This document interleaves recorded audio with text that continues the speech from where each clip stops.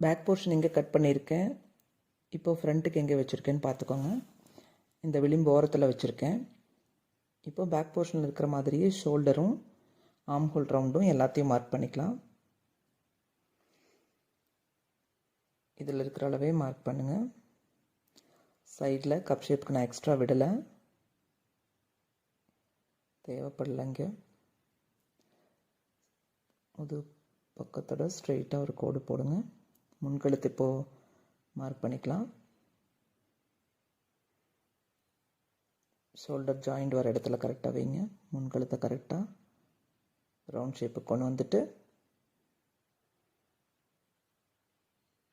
தையலுக்கு 1/4 inch extra விட்டுட்டு mark பண்ணியிருக்கேன்.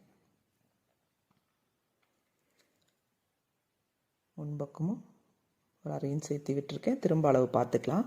இப்போ முன்கழுத்தை கரெக்டான ஷேப்பில் மார்க் பண்ணிக்கலாம்.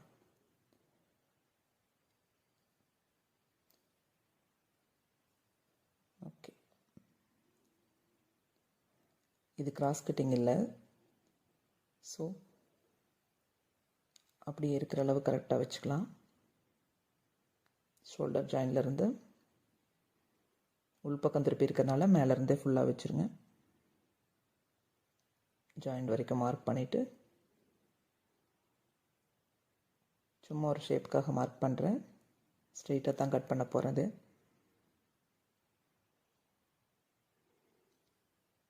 கப் ஷேப் பெருசாக இருந்தால் மட்டும்தான் சைடில் எக்ஸ்ட்ரா விடணும். நான் முதுகு பக்கம் என்ன வச்சுருக்கேனோ அதே அளவு தான் ஃப்ரண்ட் பார்ட்லேயும் வச்சுருக்கேன். இங்கே எங்கேயும் எதுக்காக எக்ஸ்ட்ரா விடலை. முன்கழுத்து மார்க் பண்ண அளவு கட் பண்ணிடுங்க. ஆர்ம் ஹோல் ரவுண்டில் மட்டும் ஃப்ரண்ட் போர்ஷனில் டீப் கட் பண்ண போகிறோம். சும்மா ஒரு 1/4 இன்ச்சுக்குள்ளே வந்தால் போதும். அவ்வளோதான்.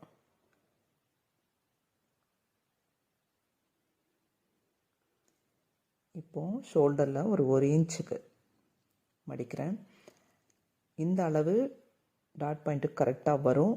அப்படி இல்லைனாலும் அளவு ப்ளவுஸ் வச்சு ஒரு டைம் செக் பண்ணிக்கலாம். சென்டர் பாயிண்ட்லேருந்து ஹூக் பட்டி வரைக்கும் வச்சு பாருங்கள். கரெக்டாக இருந்துச்சுன்னா ஓகே. சென்டர்லேருந்து கட் பண்ணுங்கள். முன்பக்கத்தில் அந்த எக்ஸ்ட்ராவை கரெக்ட் பண்ணிடுங்க. அவ்வளோதான்.